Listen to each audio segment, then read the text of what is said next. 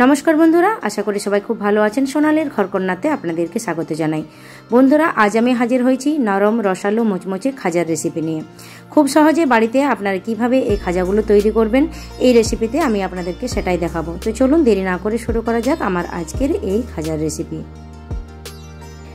আজকের স্পেশাল খাজা তৈরি করার জন্য প্রথমেই একটা বোলের মধ্যে নিয়ে নিচ্ছি মেজারিং কাপের 1 কাপ ময়দা, দিচ্ছি সামান্য পরিমাণ লবণ, দিচ্ছি বড় চামচের 2 চামচ রিফাইন তেল,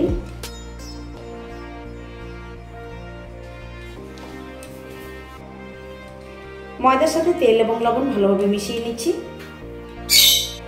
লবণ এবং তেল ময়দার সাথে ভালোভাবে মিশিয়ে নেওয়ার পর পরিমাণ মতো জল দিয়ে একটা ডো তৈরি করে নিচ্ছি।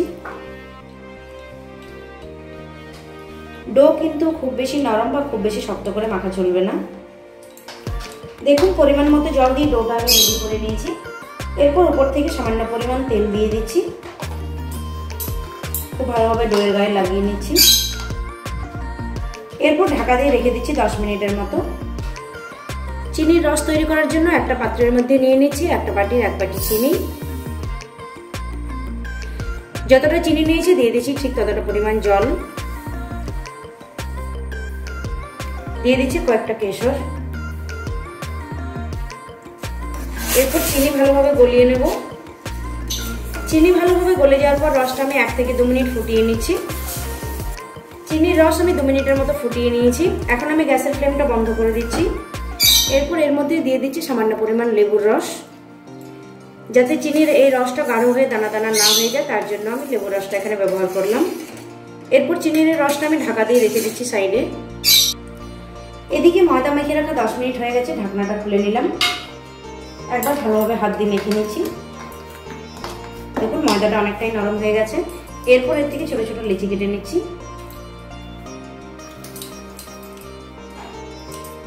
সমস্ত ডো থেকে আমার লেচি কাটা হয়ে গেছে। এরপর এইগুলোকে বেলে নেব।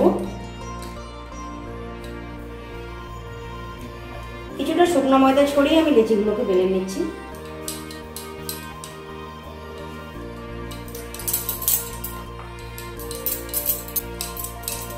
দেখুন একটা রুটি আমি বেলে নিয়েছি।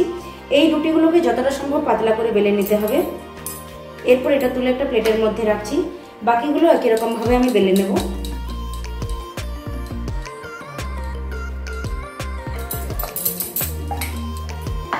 দেখুন সমস্ত রুটিগুলো আমার বেলা হয়ে গেছে। বেলে একটা থালার মধ্যে আমি নিয়ে নিয়েছি।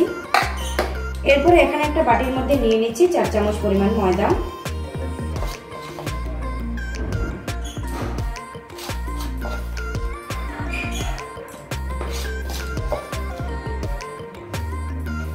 আর নিয়ে নিচ্ছি 4 চামচ পরিমাণ ঘি। ঠিক যতটা পরিমাণ ময়দা নিয়েছি ততটা পরিমাণ ঘি নিতে হবে।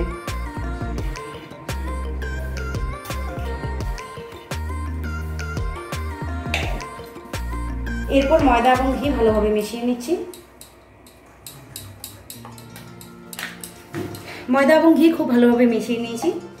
এরপর তৈরি করা রুটি একটা নিয়ে নিচ্ছি। ঘি এবং ময়দার যে মিশ্রণটা তৈরি করলাম সেটার মধ্যে কিছুটা লাগিয়ে নিচ্ছি। এরপর হাত দিয়ে পুরো রুটির মধ্যে খুব ভালোভাবে রুটির চারপাশে লাগিয়ে নিচ্ছি। ঘি ভালোভাবে লাগিয়ে নেওয়ার পর আরেকটা রুটি এর উপর চাপিয়ে দিচ্ছি। আরো কিছুটা মিশ্রণ এর উপর দিয়ে দিচ্ছি। একই রকম ভাবে স্প্রেড করে নিচ্ছি।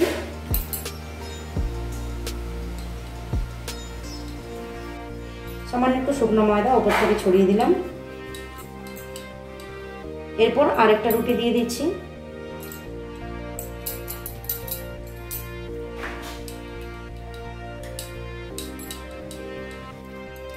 সমস্ত রুটিগুলোর মধ্যে আমি ঘি এবং ময়দার মিশ্রণ ভালোভাবে লাগিয়ে নিয়েছি। এরপর রুটিগুলোকে আমি ফোল্ড করে নিচ্ছি।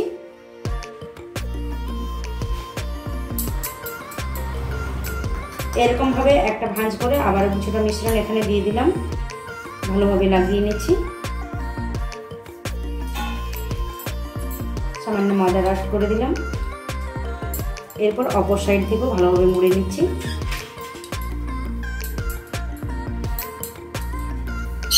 সাইড থেকেও মুড়ে নিচ্ছি।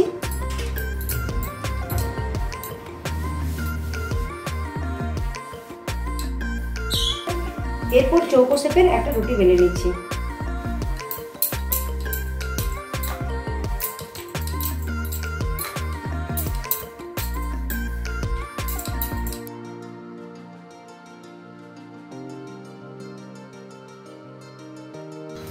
দেখুন রুটিটা আমি চৌকো শেপের বেলে নিয়েছি।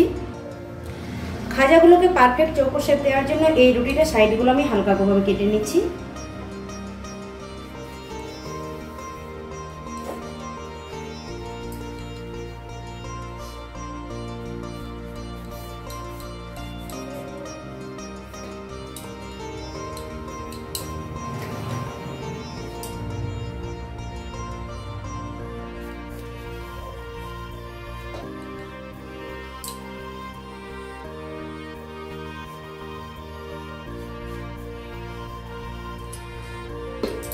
এরপর এইগুলোকে চৌকো শেপে কেটে নিচ্ছি।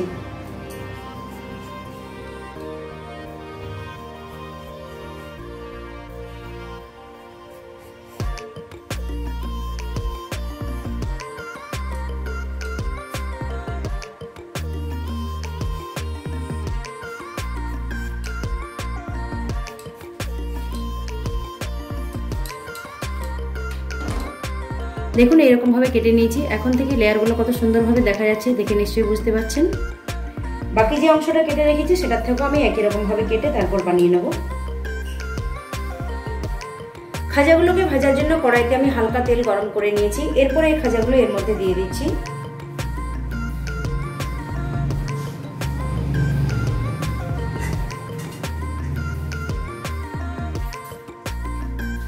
খুব বেশি খাজা আমি একসাথে ভাজবো না, এইগুলো এরপর 1 থেকে 2 মিনিট আমি এভাবেই রেখে দেবো। 2 মিনিট নাড়াচাড়া না করে একই রকম ভাবে রেখে দেওয়ার পর দেখুন খাজার লেয়ারগুলো কি সুন্দরভাবে খুলে গেছে। এরপর আমি একটা একটা করে উল্টে দিচ্ছি।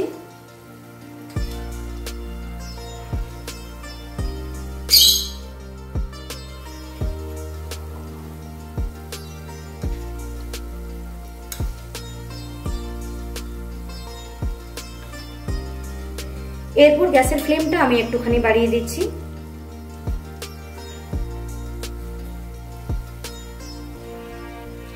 মিডিয়াম ফ্লেমে এই খাজাগুলোকে দেখুন আমি মুচমুচে করে ভেজে নিয়েছি। দেখুন খাজার মধ্যে হালকা লালচে রং ধরা শুরু হয়েছে। এখন এগুলোকে তুলে নিচ্ছি।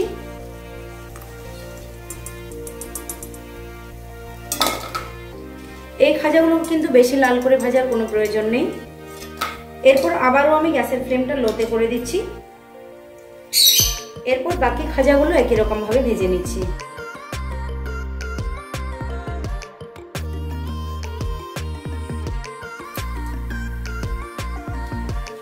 দেখুন অনেকগুলো খাজা আমার ভাজা হয়ে গেছে। এরপর এইগুলোকে তৈরি করে রাখা চিনি শিরার মধ্যে ভালোভাবে এপিট ওপিট ডুবিয়ে নিচ্ছি।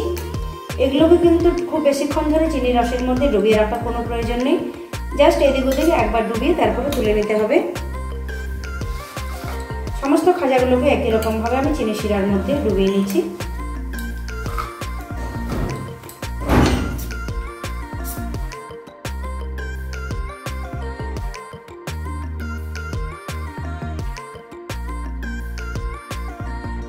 তো বন্ধুরা দেখতে পেলেন কত কম সময়ের মধ্যে মুচমুচে রসালো এই খাজাগুলো আমি তৈরি করে ফেললাম।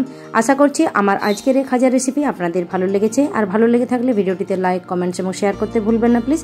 চ্যানেলটি সাবস্ক্রাইব করে পাশে থাকার অনুরোধ রইল। সবাই সুস্থ থাকবেন, ভালো থাকবেন। আবার হাজির হয়ে যাব অন্য কোনো দিন অন্য কোনো মজাদার রেসিপির সাথে। ভিডিওটি শেষ পর্যন্ত দেখার জন্য অসংখ্য ধন্যবাদ।